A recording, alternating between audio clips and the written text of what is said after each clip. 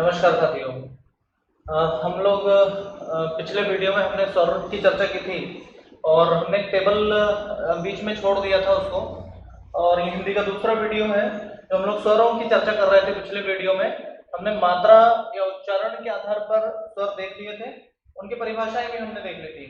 हमने देख लिया था ह्रस्व स्वर की क्या परिभाषा होती है, उदाहरण हमने इसमें देखे थे।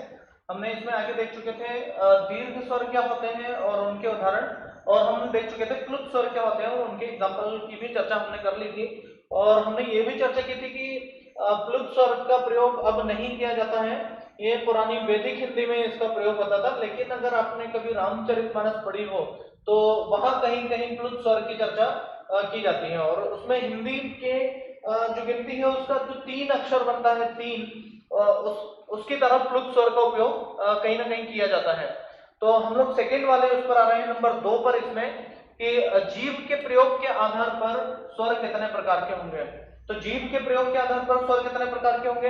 एक प्रकार हो जाएगा, जीव को हम लोग पहले तो 3 भागों में बांट दें, जीव का अग्रभाग, जीव का मध्य भाग और जीव का पश्च यानी कि पिछला वाला भाग।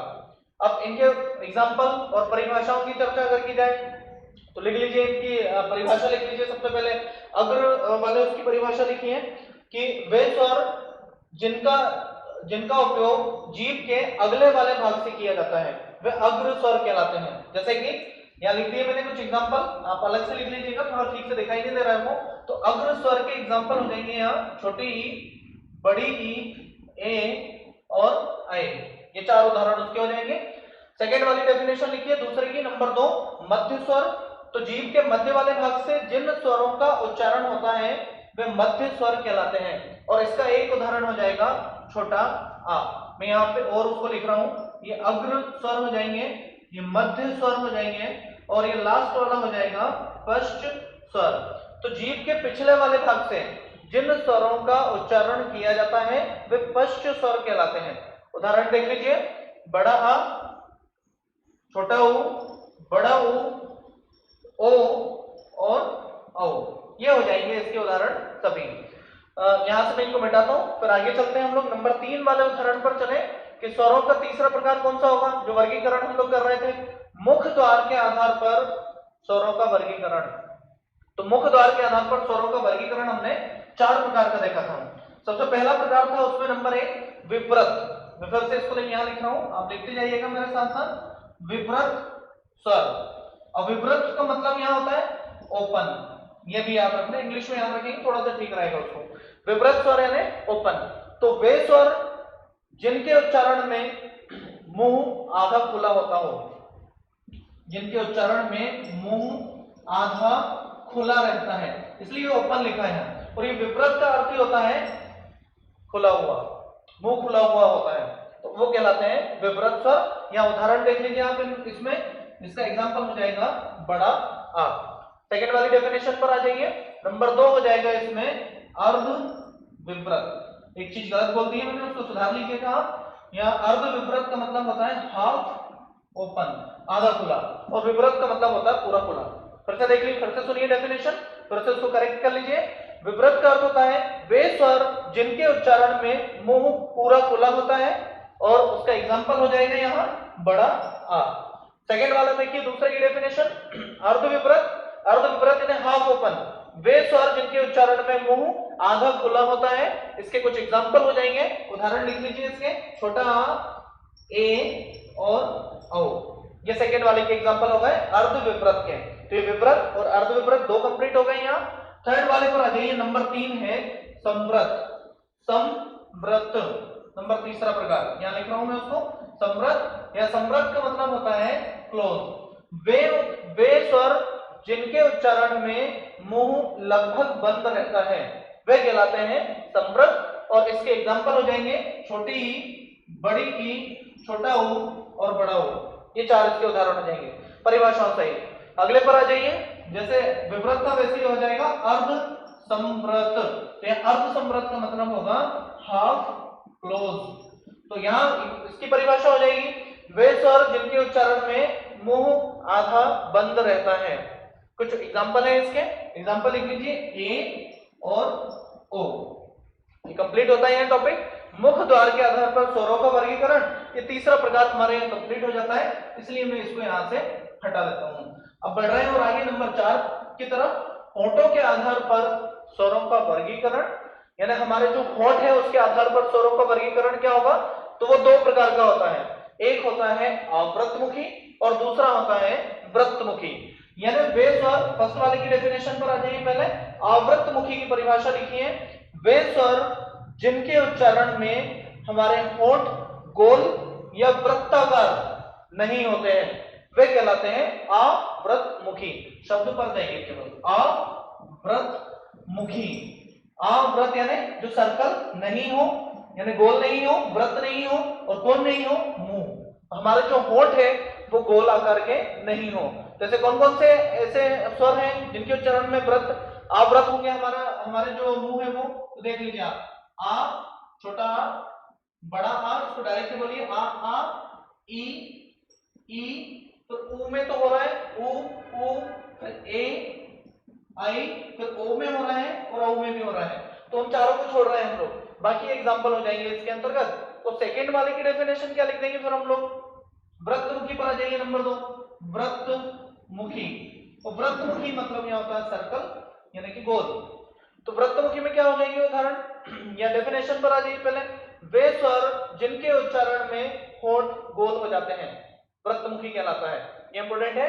तो उदाहरण क्या हो जाएंगे, उदाहरण जो हमने इसमें छोड़ दिए वो अक्षर, जैसे कि ऊ बोल कर देख लीजिए, छोटा ऊ, बड़ा ऊ, फिर ओ और औ, इनको डायरेक्ट बोल कर देख लीजिए आप, ऊ, ओ, औ।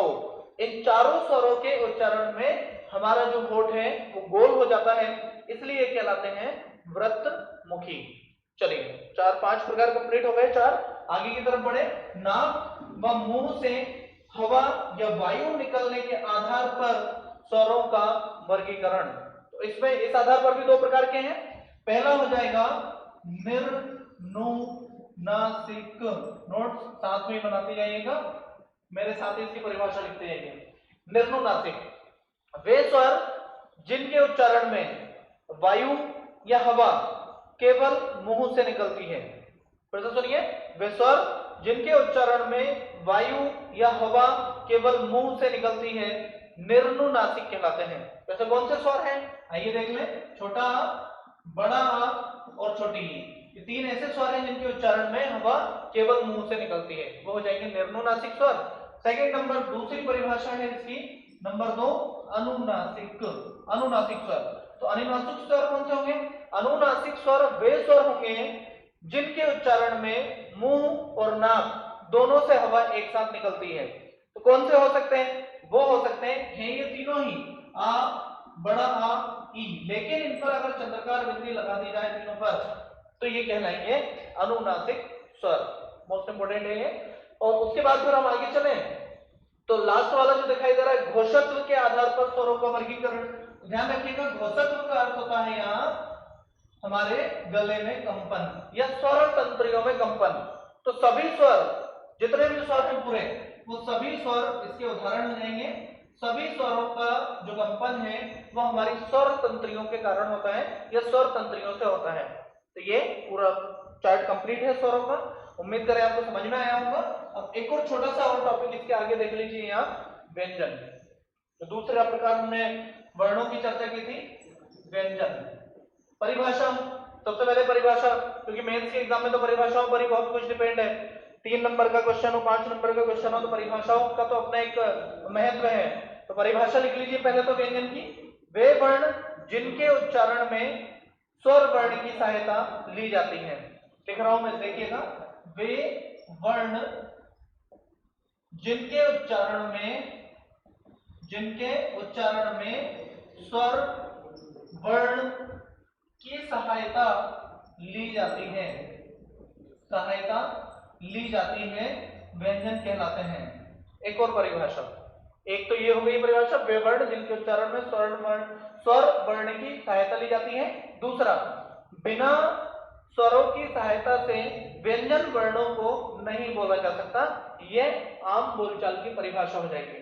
अगर एग्जाम के पॉइंट ऑफ व्यू से आप परिभाषा लिखेंगे व्यंजन की, तो ये जो बोर्ड पर लिखी है ये परिभाषा सबसे उपयुक्त होगी, ध्यान रखना। फिर हमने चर्चा की थी परंपरागत रूप से कितने प्रकार के व्यंजन होते हैं। तो परंपरागत रूप से व्यंजनों की कुल संख्या थी, हमने देखा था 33, लेकिन इसमें 2 व्यंजन और मिला दिए जाएं तो इनकी कुल संख्या हो जाएगी 35। वो कौन से 2 व्यंजन है? वो 2 व्यंजन कहलाते हैं द्विगुण व्यंजन। द्विगुण कौन कौन से 2 व्यंजन है? एक तो हो जाएगा अड़ा और एक हो जाएगा ढ़ा। अड़ा और ढा, ठीक है, बोलने में बहुत कम ही उनमें डिफरेंस है, समझ में नहीं आता, अड़ा बोल रहे हैं ढा बोल रहे हैं, लेकिन ये जो 2 लिखे हैं द्विगुण व्यंजन कहलाते हैं। क्यों कहलाते हैं द्विगुण व्यंजन? ये हम व्यंजन जब पढ़ेंगे तो आगे और इसकी डिटेल में हम लोग चर्चा करेंगे। अब है कौन कौन से व्यंजन, वो एक चार्ट से आप यहाँ समझ लीजिए, आपको पूरे व्यंजनों की कहानियां समझ में आ जाएगी। इसमें आपको कुछ भी नया ढूंढना नहीं पड़ेगा। और अगर ये टेबल आपको याद नहीं होती है तो मैं इस टेबल को आपको ट्रिक से भी याद करा देता हूँ। ध्यान से देखिएगा। सबसे पहले व्यंजन लिखना शुरू करते हैं हम लोग। का, खा, गा, घा और इंगा। इसके बाद वाली लाइन चा, छा, जा, झा और इया। टा, ठा, डा, ढा और अणा।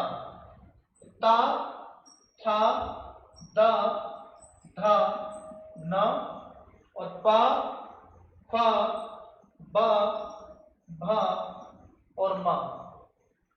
ये मुख्य व्यंजन। मुख्य व्यंजन मतलब इन व्यंजनों को कहा जाता है स्पर्श व्यंजन, क्योंकि यह व्यंजन ध्यान रखिएगा मुख्य रूप से 3 प्रकार के होते हैं। नंबर 1 होते हैं स्पर्श व्यंजन, नंबर 2 होते हैं अंतःस्थ व्यंजन, इनकी परिभाषा अभी डिटेल में देखेंगे हम लोग, और नंबर 3 यहाँ होते हैं ऊष्म या संघर्षी व्यंजन, या तो इन्हें ऊष्म कह दिया जाए या इनका एक और नाम है संघर्षी व्यंजन। तो फर्स्ट वाला जो टाइप लिखा है हमने, पहला वाला, वो स्पर्श व्यंजन है, यानी का से लेकर मां तक जो व्यंजन होते हैं वो स्पर्श व्यंजन कहलाते हैं। अब क्यों कहलाते हैं वो स्पर्श व्यंजन, ये भी सुन लीजिए, परिभाषा लिख लीजिए। वे व्यंजन जिनका उच्चारण करते समय, वे व्यंजन जिनका उच्चारण करते समय वायु फेफड़ों से निकलते हुए मुंह के किसी विशेष स्थान से, जैसे कंठ या तालु या मूर्धा या दांत या होठ, को स्पर्श करते हुए निकले, स्पर्श व्यंजन कहलाते हैं। स्पर्श करने का अर्थ है स्पर्श करते हुए निकले, इसलिए वो स्पर्श व्यंजन है। तो का से लेकर मां तक, इनकी कभी कभी संख्या पूछता है पीईबी के एग्जाम में, या आप जो जेल प्रहरी का एग्जाम देंगे उसमें सीधे ही संख्या पूछ लेगा, स्पर्श व्यंजनों की कुल संख्या कितनी है। तो देखिए हर एक वर्ग में 5-5 लिखे हैं। वर्ग में इसलिए कह रहा हूं इनको कि जो पहला वाला का से शुरू होता है वो कहलाता है यहाँ का वर्ग, क्या रखना। तो का वर्ग में कितने अक्षर है? 5। का, गा, घा और इंगा। इंगा है, इया है और ये अड़ा है। आगे बढ़े तो चा से शुरू होने वाला वर्ग हो जाएगा चा वर्ग, टा से शुरू होने वाला वर्ग टा वर्ग हो जाएगा, ता से शुरू होने वाला वर्ग ता वर्ग और पा से शुरू होने वाला वर्ग हो जाएगा पा वर्ग। ये याद रखना। तो कुल संख्या इनकी हो जाएगी 25, क्योंकि प्रत्येक वर्ग में कुल वर्णों की संख्या दिखाई दे रही है 5-5। ये एक इंपॉर्टेंट हो गया, स्पर्श व्यंजन की कहानी यहाँ क्लियर हो जाएगी। अब इसी टेबल को थोड़ा और आगे बढ़ा रहा हूँ, यहाँ से मिटा रहा हूँ कुछ चीजें, अभी स्पर्श व्यंजन में और आगे चल रहे हैं लोग। ये जो फर्स्ट वाली लाइन आपको दिखाई दे रही है, यानी जो का वर्ग वाली ये कंप्लीट लाइन आपको दिखाई दे रही है, इन सभी का उच्चारण हम लोग हमारे कंठ से करते हैं, इसलिए ये सभी व्यंजन कहलाते हैं कंठ व्यंजन। नंबर 2, जो चा वाला वर्ग दिखाई दे रहा है, इन सभी का उच्चारण हम लोग हमारे तालु से करते हैं, इसलिए इन सबको तालव्य व्यंजन कहा जाता है।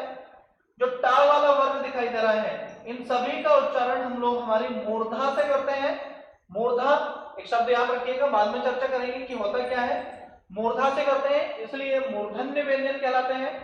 ता वाला जो वर्ग दिखाई दे रहा है, इन सभी का उपयोग, इन सभी व्यंजनों के उपयोग में हम हमारे दांतों का उपयोग करते हैं, इसलिए दंत्य व्यंजन कहलाते हैं। और लास्ट वाला हो जाएगा पा वाली लाइन हो जाएगी ओष्ठ व्यंजन यानी कि इनमें से पांचों व्यंजन ऐसे हैं जो बिना दोनों होठों की सहायता से नहीं बोले जा सकते। आप किसी को भी बोलकर देख लीजिए, उन दोनों में होठ निश्चित रूप से चिपकेंगे। पा बोलिए, फा बोलिए, बा, भा और मा, किसी व्यंजन को बोल लीजिए, होठ कि सब बिना होठ की सहायता से इनको नहीं बोला जा सकता। तो ये तो हमने कुछ इसको सरल उसमें बांट दिया कि कंठ वाले व्यंजन है, तालव्य व्यंजन है, मूर्धन्य है, दंत है और ओष्ठ है। मोस्ट इंपोर्टेंट बात कि आने वाले जितने भी एग्जाम्स हैं या पिछले एक वर्षों में जो भी एग्जाम हुए हैं, अभी जब ये टॉपिक कंप्लीट हो जाएगा तो मेरे पास सभी पेपर हैं उनके, Madhya Pradesh SI, MP jail प्रहरी और जो विभिन्न एग्जाम अदर स्टेट्स के भी हुए हैं उन सब में कहां से क्वेश्चन बने हैं वो तो। लेकिन इन सारी चीजों में आपको ये तो याद रखना है कि ये कंठ है, तालव्य है, मूर्धन्य है, लेकिन इसके अलावा जो क्वेश्चन आएगा वो ये पूछेगा कि इनमें से कौन सा एक तालव्य नहीं है। जहां नहीं है वाली बात आती है उसमें आपको सारे ही पता होना चाहिए कि कौन से हैं, आप तभी उसका उत्तर दे पाएंगे। तो ये कंठ और तालव्य वाले हमने उसको डिफाइन कर दिया उसको। अब कुछ और चीजों में मैं इसको ऊपर चार्ट बढ़ाता हूं और ऊपर की तरफ परिभाषित कर रहा हूं, देखिएगा ध्यान से। ये फर्स्ट वाली जो लाइन है ये कहलाती है अल्प प्राण, ठीक है। तो फर्स्ट वाली लाइन, जब भी कोई शब्द ऊपर की तरफ हम लोग लिखेंगे समझ लीजिए ऊपर से नीचे की तरफ जा रहे हैं। तो अल्प प्राण कौन कौन से हैं इसमें? का, चा, टा, ता और पा। पहली लाइन की चर्चा कर ली है हमने, ठीक है। पहले वाले अल्प प्राण है तो सेकंड वाले हो जाएंगे महाप्राण। ध्यान रखिएगा, अल्प प्राण और महाप्राण का क्या फंडा है, क्यों हम इसे अल्प प्राण और महाप्राण बोल रहे हैं, हम लोग अभी परिभाषा सहित इनके उदाहरण देखेंगे। तो अभी आप केवल देख लीजिए, पहला अल्प प्राण, दूसरा महाप्राण, तो तीसरी लाइन फिर से हो जाएगी अल्प प्राण। तो अगली लाइन को मैं फिर से लिख दूंगा महाप्राण और जो लास्ट में बच रहे हैं उनको मैंने फिर से लिख दिया है अल्प प्राण। एक अल्टरनेटिव व्यवस्था है। अल्टरनेट का मतलब होता है दिन हुआ फिर रात फिर दिन फिर रात, ये वैसे ही चल रहा है। देखिए अल्प महा, अल्प महा और अल्प, क्लियर है चीजें। आगे बढ़ रहे हैं, थोड़ा सा और बांट रहे हैं उसको। तो शुरू वाले जो फर्स्ट वाला फिर से जो दिखाई दे रहा है उसको हम लोग नाम दे रहे हैं अघोष। तो सेकेंड वाली लाइन को भी मैंने नाम दे दिया यहां अघोष। और जो बाकी तीनों बचे हैं उनको मैंने लिख दिया है सघोष, ये भी मैंने लिख दिया है सघोष और इसको भी लिख दिया है सघोष, ठीक है। तो शुरू वाली दोनों लाइनें अघोष और बाद वाली तीनों लाइनें हो जाएंगी सघोष। मैं फिर बोल रहा हूं बार बार, इनकी परिभाषाएं अभी हम लोग देख रहे हैं थोड़ी देर बाद। अघोष और सघोष क्या होते हैं, अल्प प्राण और महाप्राण क्या होते हैं। इसके अलावा एक और छोटी सी चीज याद रखिए, लास्ट वाली जो लाइन है, पूरे जो पांचों वर्ण दिखाई दे रहे हैं व्यंजन, उन सभी व्यंजन वर्णों को कहा जाता है नासिक्य व्यंजन। ये सभी नासिक्य भी कहलाते हैं क्योंकि इनके उच्चारण में नाक का उपयोग किया जाता है। पांचों कौन से? इंगा, इया, अड़ा, ना और मा, ये पांचों, ये सभी नासिक्य भी कहलाते हैं, ठीक है। उम्मीद करेंगे इतना आपको समझ में आया होगा। तो ये वर्णों का एक व्यंजनों का मैंने वर्गीकरण कर दिया है और ये केवल स्पर्श व्यंजनों का वर्गीकरण है, ध्यान रखिएगा। अभी हमारे पास बचते हैं दो प्रकार और, कौन कौन से? अंतःस्थ व्यंजन और ऊष्म संघर्षी व्यंजन। तो मैंने बांटा है इसको किस तरह से, टेबल देख लीजिए आप, आपको बनाना है तो इसको कोशिश कीजिएगा बिना देखे बनाया जाए। अगर आप बिना देखे इसको बनाने की कोशिश करेंगे तो निश्चित रूप से आपको जल्दी याद होगा। मैं इस टेबल को मिटा रहा हूं और फिर से एक बार स्पर्श व्यंजन की तरफ चल रहे हैं, देखिएगा उसको ध्यान से कि हमने व्यंजनों को शुरू में कितने आधार पर बांटा था। फर्स्ट वाला आधार ये मैं लिखूं यहाँ पर, सबसे पहले व्यंजन या व्यंजनों का वर्गीकरण अगर मैं लिखूं तो मैंने तीन प्रकार से उसको बांटा है। नंबर फर्स्ट वाला मैंने अभी आपके सामने बनाए थे पूरे स्पर्श व्यंजन, सेकेंड वाला मैंने लिखा है अंतःस्थ व्यंजन और थर्ड वाले को हमने नाम दिया है ऊष्म संघर्षी व्यंजन। थर्ड वाला और फर्स्ट वाला हो गया स्पर्श, और स्पर्श को भी आप दो तरह से बांट सकते हैं। आगे अगर केवल टेबल बनाने की बात करें, किस आधार पर? घोषत्व के आधार पर व्यंजनों की संख्या या व्यंजनों के प्रकार। तो घोषत्व के आधार पर और सेकेंड हो जाएगा यहाँ प्राणत्व के आधार पर व्यंजनों का प्रकार। यह घोषत्व के आधार पर भी दो प्रकार के आपको टेबल में अभी दिखाई दिए थे, कौन कौन से? एक था घोष और सेकेंड वाला था सघोष। तो यहाँ प्राणत्व के आधार पर भी दो प्रकार के आपको अभी दिखाई दिए थे, एक था अल्प प्राण फर्स्ट वाला और दूसरा वाला दिखाई दिया था जो महाप्राण। तो अल्प प्राण और महाप्राण। तो हमने ये स्पर्श व्यंजन कहां से कहां तक देखे? हमने ये देखे हैं का से लेकर मां तक। ये स्थिति क्लियर होगी उम्मीद करें। अंतःस्थ व्यंजन चार ही होते हैं, या, र, ला और वा, लेकिन डिटेल में चर्चा करेंगे अभी इसके आगे, तो हम लोग इसी परिभाषा सहित उदाहरण देखेंगे तब। और ऊष्म संघर्षी व्यंजन कहलाते हैं शा, पहला वाला सा, शा, और फिर से लिख रहा हूं इसको, शा, शा, शा और हा। बोलने में एक जैसे लगते हैं, लेकिन अगर डिफाइन करने की बात आए तो वो उतना ही कठिन है जितना उच्चारण में दिखाई देते हैं। बोलने में ऐसा लगता है तीनों सा एक ही तरह के हैं। और इसके अलावा भी एक और प्रकार के व्यंजन भी होते हैं जो संयुक्त व्यंजन कहलाते हैं, लेकिन उन्हें व्यंजनों को तीन आधार पर बांटने की उसमें नहीं रखा जाता है। तो जो लास्ट वाले व्यंजन है जो बच रहे हैं वो सभी कहलाते हैं संयुक्त व्यंजन, लेकिन वो चार्ट से अलग है, ध्यान रखिएगा। संयुक्त व्यंजन, अब संयुक्त व्यंजन कौन कौन से होते हैं? संयुक्त व्यंजन होते हैं श, त्र, ज्ञ और एक और है श्र।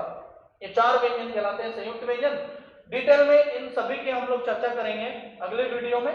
हमने अंतःस्थ व्यंजन की परिभाषा और एग्जांपल देखेंगे, एग्जांपल सामने लेकिन डेफिनेशन आगे देखेंगे। अभी इस अगले वीडियो में हम लोग इसमें देखेंगे कि स्पर्श व्यंजन में घोषत्व की परिभाषा क्या है, प्राणत्व की परिभाषा क्या होगी, अघोष और सघोष की क्या परिभाषा है, क्यों इन्हें अघोष सघोष कहा जा रहा है, और इसमें अल्प प्राण और महाप्राण भी इन्हें क्यों कहा जा रहा है। ये सारी चीजें हम लोग अगले वीडियो में चर्चा करेंगे। तो यहाँ बंद करते छोड़ते हैं हम लोग इस वीडियो को। मुलाकात होगी अगले वीडियो में। Thank you so much.